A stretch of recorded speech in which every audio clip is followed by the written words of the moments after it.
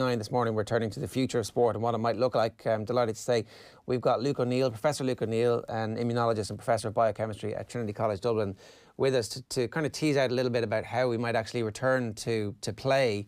I suppose there's two elements to this, Luke. There's the returning to play and the activity of the country, but then there's the return to play of the big matches that excite us and get people involved and interested, and what that might look like. I think nobody feels like we're going to have full crowds and full houses anytime soon. Will we ever have full crowds and full houses ever again? Are we ever going back to the way things used to be? I hope so, Jared, don't we? I mean, for heaven's sake, can you imagine if it goes on for X number of months? The trouble is, big crowds are anathema to social distancing for obvious reasons, you know. Nothing worse than a massive crowd together to spread this virus, because we know it's very contagious, as we all know by now, you know. So until the virus goes away, there can't be big crowds meeting, really, or until the amount of virus in the community plummets to almost zero. You can't have a situation where big crowds are meeting, sadly. And the big question is, when is that going to happen? It's the $64 million question at the moment, you know. It will happen, remember. I mean, let's remain hopeful here. The only question is, how long is it going to take? When you're looking around the rest of Europe and you see there's pictures of Zlatan Ibrahimovic training with a local Swedish club, because they have gatherings of up to 50. Every country has done this in a different way. The Bundesliga have allowed their players to train with social distancing. I'm not really quite sure how that works. If you know, you're going up for a corner and the keeper comes out and it's like he sweats all over you. It's not really social distancing as we practice it, or are supposed to be practicing it ourselves. So what would a pathway look like to getting teams back on pitches in a way that would be safe? Mind you, there's a good way to score a goal. Get near the goalie, he has to run away, doesn't he, to remain social distant? Yeah, well, you see, the very important to remember, young people are pretty protected, remember. And the other thing is, people forget this, 99% of people get over this virus and recover. And if you're under 35, you have a very low chance of having a difficult disease, you see. So you may see loosening up to allow younger people a bit more freedom. That's the first thing that might happen. And they can start meeting again, right? And playing sport again is the first thing. The second thing is the tests are very important, Jared, as you know, and this antibody test is going to be extremely important. Because if you've got an antibody in your system, that means you've had the disease and now you're protected and you won't spread it, right? So we can see a situation where it's almost like a us and them situation, where people who have recovered, have the antibody, will be let out again. Now, why wouldn't sports people be tested for the antibody and let them join their team again and start playing, you know? So this is the kind of things people are considering more generally to loosen the lockdown slightly with people who are protected. So I think it might move in that direction. That might be the next development, you know? But you're quite right, though. A bunch of people together who are young, why can't they kick a football around? Might be the next thing, you know. But we've got to be careful at the moment, of course, because any hint of this coming back would be terrifying for us all, you know. That's kind of the key thing here, isn't it? We're obviously not talking about now. We're not talking about in the next 2 or 3 weeks, in the next 6 weeks. It's when a point emerges where enough people have had it that they can corral themselves together. Like, how do we get there as a society? What actually has to happen, and what kind of framework is there for us to be able to acknowledge that has happened, and I guess what is the pathway for us to get to a point where we can begin to have those conversations? Well, you're right about the under crowds of 50 to 100, remember. That's not a bad one to tease out, Jared, to be honest, because some countries have allowed that, you know, and even 100 was said to be a reasonable limit, you see. So you might have a situation where anybody under 30 will be able to meet in crowds of under 50. That's a possibility, which allows for sport to restart. Obviously, a competitive, you can't get the necessarily having thousands of people watching them, but certainly teams can start to play together again is one possibility, I think, especially once we see the thing turn. So once we see less cases, less ICU people in ICU, you know, once the viral level in our society begins to drop, then we're going to see changes. And it might be, you know, we're talking about sort of June, July, really. That's not that, you know, outlandish in a sense, you know. So we are certainly beginning to look towards June, July as a slight loosening. And then sport has to be a key part of it, as you know, because as we all know, sport is essential for our mental health and our physical health. So if I was in the HSC, I'd have sport well up the list as the thing to try to deal with sooner rather than later, you know. Luke, just on that, like June, July, so if you're looking at sport as one of the potential things to perhaps dip the toe into the water at around that time, are you thinking behind closed doors in a highly, highly controlled environment, much like how the Premier League and a lot of the American leagues are looking to proceed?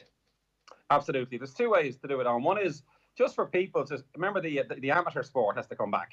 You know, golf, tennis, people playing football, whatever. That's got to get loosened up soon-ish, because obviously people love that and it's having a big negative effect on people's lives. That's the first thing. And it could be a case of golf courses might reopen. You'll allow 2 teams to play if they're under 30, say, especially if you know that they're now no longer infectious. Then why wouldn't you stop them, you see? Now, the other events, it's a bit trickier. Again, let these teams play each other. You won't have many people watching them, sadly, but then the events can restart, I suppose. And why wouldn't you have that? And then ultimately, you might have a situation where the spectators themselves, if they've been given a clean bill of health and they're positive for the antibody, I can't emphasize enough, this antibody testing has to come to Ireland quickly. Why can't they go and watch the event, And you might have I bet you might have a situation where you give out 100 tickets and no more, that kind of thing, and 100 spectators will gather to watch 2 teams play. That might be the next step in this direction, because the less people who gather, the less it's going to spread. And that's why they put these limits on 50 to 100 people as seen as a reasonable crowd. The chance of spreading in that crowd is less than, say, 1,000 people crammed in to a small stadium or whatever. So I think we're going to see that move in those directions as well. And then remember, guys, exercise is so important for our immune system. You got to get out there and do sport, because we can just go for a walk at the moment, of course, but people get such a thrill from sport, and that really benefits the immune system in general. So, and the competitive element, of course, gets our body going, doesn't it? We get great stimulation from that as well. So we're going to see the discussion will have to move in this direction pretty soon, I think.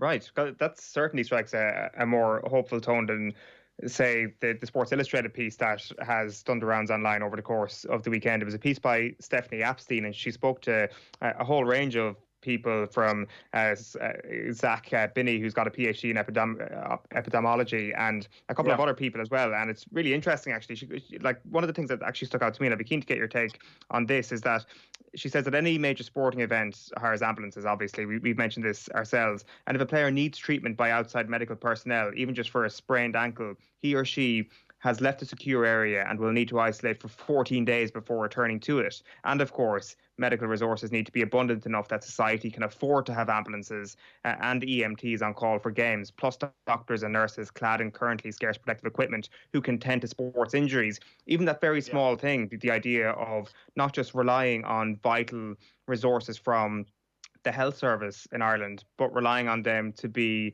self-isolating for 14 days, ensuring that no contagious disease is going to be passed on between player and health worker. That is surely a huge concern before we can even think about behind closed doors events. Well, I think she's right, obviously, and that's a consideration. But remember, I've just given you almost like a science fiction world, in a sense, where you know who's protected and who isn't, okay? So I give people a badge that says you have been infected and you won't infect other people. That means you're now bulletproof, okay? Everybody out in the community may well be, or the first people to be released will have that badge. And that means doctors as well as nurses and everybody, So there'll be a set of people out there who are now protected and aren't spreading the virus.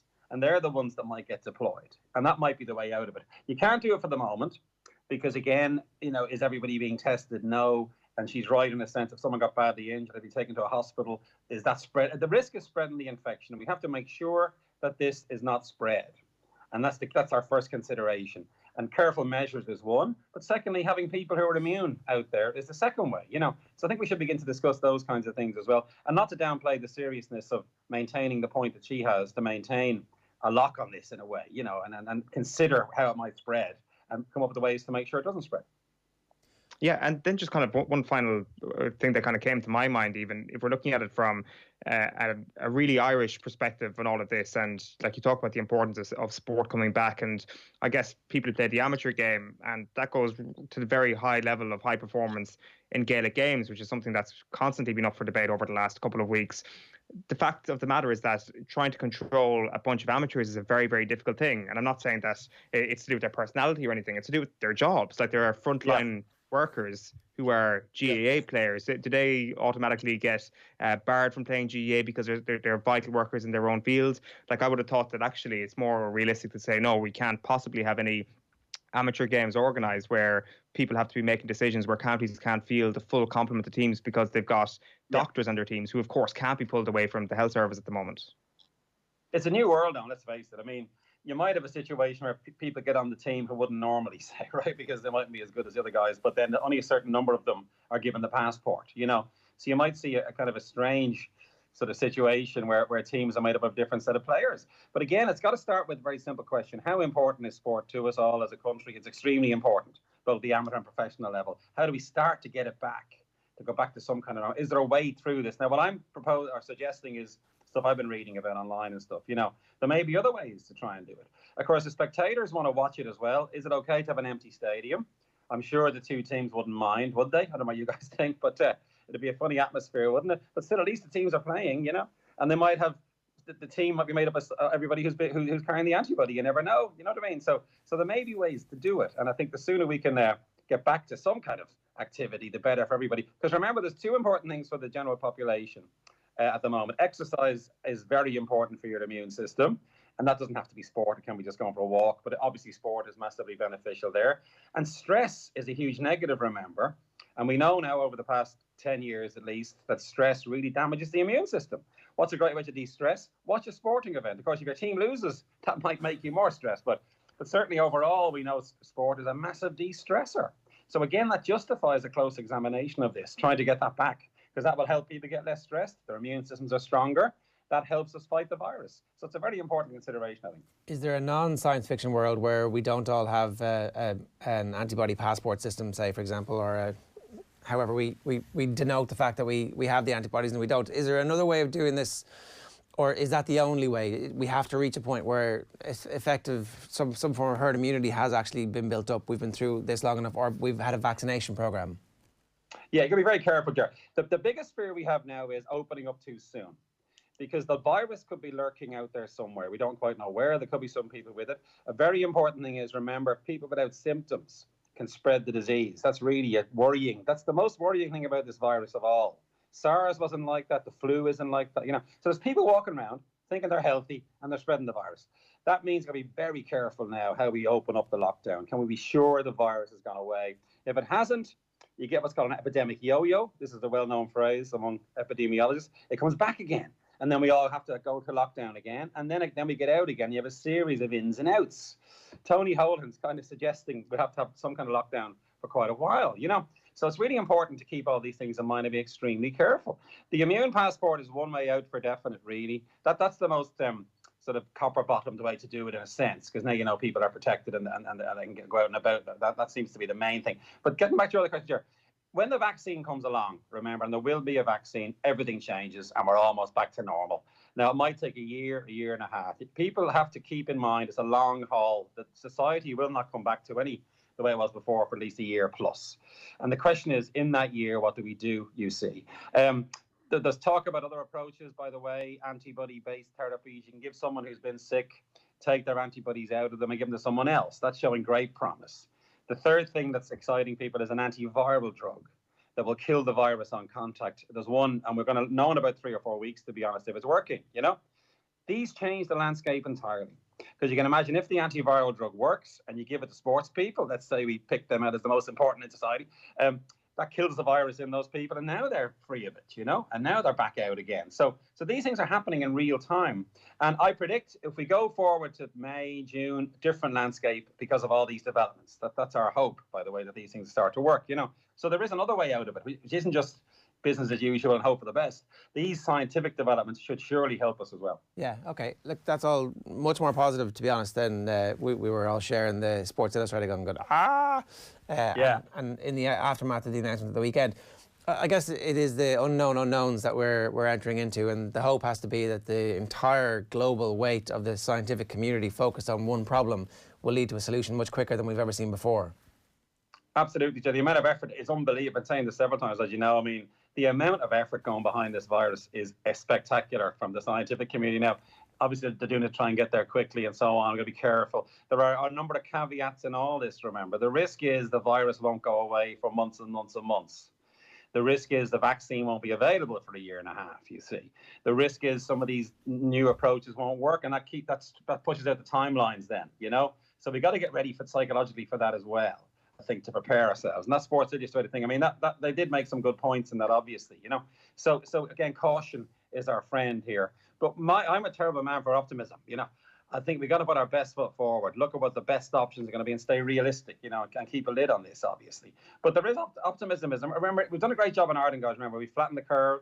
as you've seen. I predict towards the end of May, there'll be a big announcement that we've all done a great job, and they'll begin to unlock. We'll see some approaches, and sport must be part of that discussion, I think. All right. Realistic optimism. We can all get behind that. Luke, great stuff. Thanks a million for making time for us this morning.